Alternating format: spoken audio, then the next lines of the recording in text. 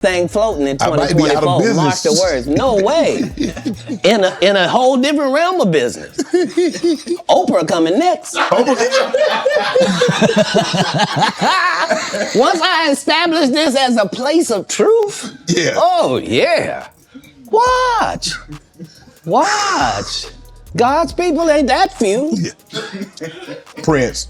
Okay, so it looks like a lot of people in the industry have something really creepy to say about Oprah, but Katt Williams' story just might be the wildest of all. Katt and Oprah have had a little back and forth that started when he called her out for being anti-black and working against black people in the industry. Well, Oprah accused him of being a hater, and this happened to be one of the worst moves ever because it only made Katt more determined to spill the tea on her, and this time he is coming with some hard evidence to expose Oprah of pimping out black artists to higher ups to get SA'd. Listen, there's a whole lot of drama going on here, so let's break it down. Has Oprah been pimping black artists as a weird Illuminati ritual? Some of us are against the Illuminati, and we are against the Illuminati at our own detriment. When people are against the Illuminati, then they get punched in the face all the time. The press hates them, and nobody likes them.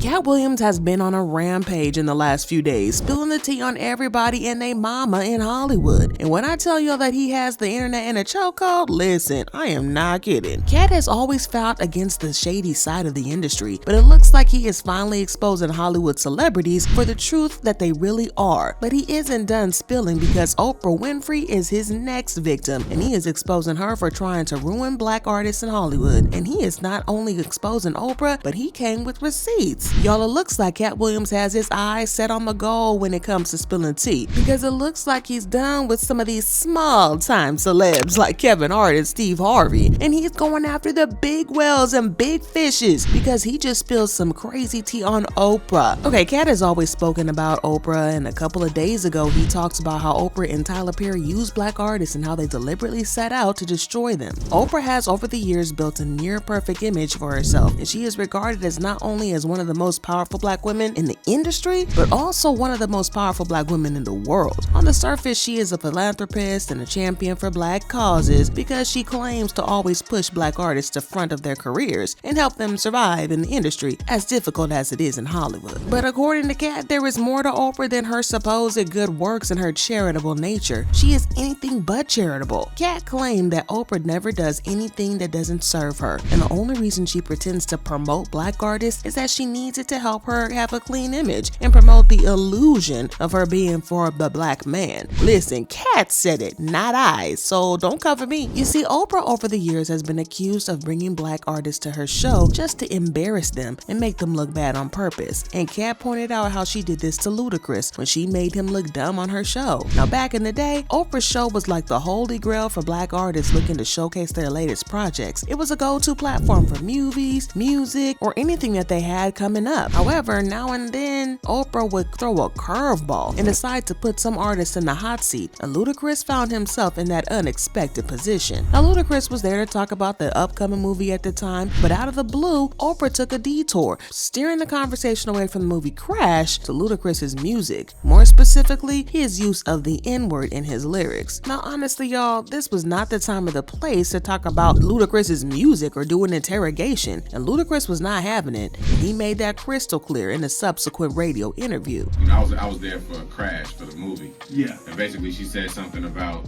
not agreeing with my music, but she thought I did great in the movie. And of course I was up there with the whole cast of Crash. And so I didn't necessarily feel like that needed to be said. You know, you didn't agree with my music. And even if you don't agree with certain songs I made, say you don't agree with certain songs, don't say you just don't agree with all of my music. Right.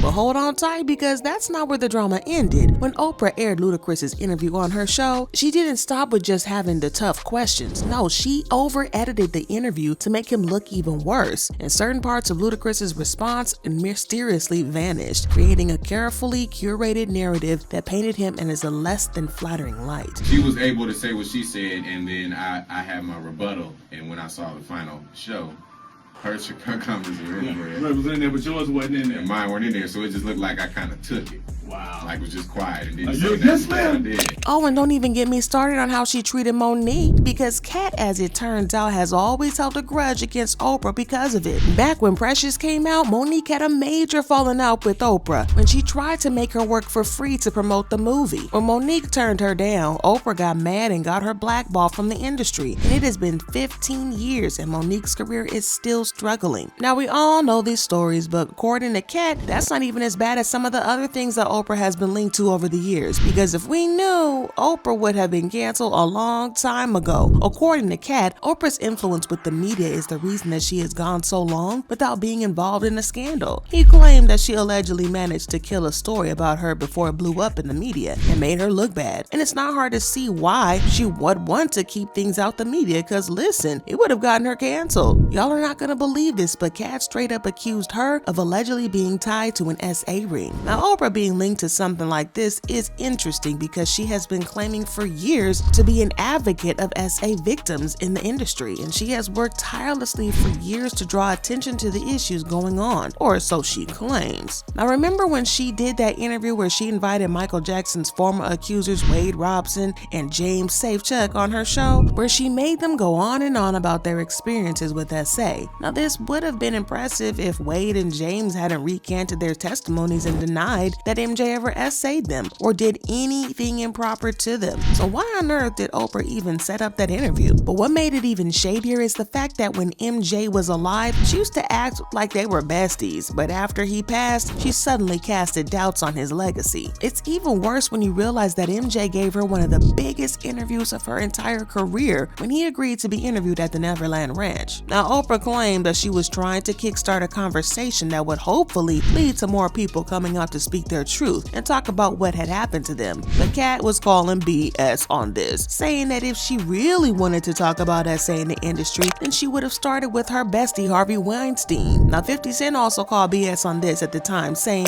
"Don't understand why Oprah is going after black men. No Harvey Weinstein, no Epstein, just Michael Jackson and Russell Simmons. This is just sad. Gail hit R. Kelly with the Death Blow documentary, and every time I hear Michael Jackson, I don't know whether to dance or think about little boy's butt. This documentary is publicly convicting their targets. It makes them guilty till proven innocent." Well, according to Katt, 50 Cent was right at the bat on this, because not only was Oprah allegedly aware of Harvey Weinstein's crimes, but she allegedly helped him to cover it up and allegedly pimped out more women to him. Being besties with Harvey Weinstein alone was a big enough red flag, because so many women accused him of SAing them, including a lot of women in the industry. So why was Oprah still friends with him? Well, according to Katt, this is because Oprah was allegedly involved in the SAing activities as well. Allegedly. Now, a couple of years ago, British actress Katt and Noble exposed Oprah and Naomi Campbell for helping Harvey Weinstein trick her and SA her. In which I admired dearly.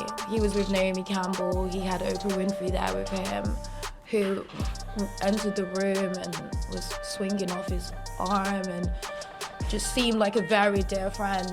Also, let's remember the time that Oprah was all in on this Brazilian guy, that so-called John of God, who claimed to be a spiritual healer. Well, Oprah wasn't merely dabbling in the conversation. She took it to the next level by jetting off to Brazil for a face-to-face meeting with John, because she believed in him. The excitement didn't stop there, because she even featured him on her show. Oprah and John of God had this ongoing connection for a long time. Then out of nowhere, the guy's exposed for some downright messed up stuff, child and human trafficking. This man had women chained up, forcibly impregnating them, made them bear babies, and shockingly, he either sold the infants for profit or their organs. That's a whole new level of disturbing. And because Oprah was all buddy-buddy with this guy, she got dragged into the mess. But Oprah, being Oprah, played it cool, like it was no big deal. No apologies, no explanations, nothing. All she did was hit the delete button on the videos featuring John on her page, and poof, that was it. No official statement, no efforts to distance herself from the scandal. It was like it was in the Twilight Zone, where John just never existed in Oprah's world. And if you're wondering why the US media didn't make a circus out of this, well, Katt claims Oprah's got some powerful friends ensuring things stay hush-hush. Now, remember how she's such a philanthropist? Well, she took it a step further by setting up a school for girls in South Africa, but it didn't take long for that school to be tossed into a concerning controversy. One of the school's matrons got got arrested on essay charges for inappropriate behavior with female students, which is just sad and creepy. Now, Katt pointed out how weird it was that Oprah seemed to be always linked to multiple people who have been accused of SAing in the past. Don't even get me started on the reports that she is allegedly featured on Jeffrey Epstein's list, which is crazy. But according to Katt, this isn't a coincidence because Oprah is something of a high-level pimp who helps her higher ups in the industry SA these new artists. Fans were shocked by this, and they've been leaving comments saying, "I barely ever watch Oprah because she had an audience full of white women. That told me her own people could not win with her." If Monique would have had Oprah's uncle and mother on her show, Oprah would have popped her wig. What she did to Monique was psycho. Oprah had the same experience as a child. She knows how heartbreaking this feels. I respect Katt for sticking up for what's right and exposing all this evil in Hollywood. Yeah, so do y'all really think that Katt is telling the truth about Oprah being a pimp? Or do you think that Oprah is really trying to ruin black artists? Let me know what you think in the comments and check out this next video.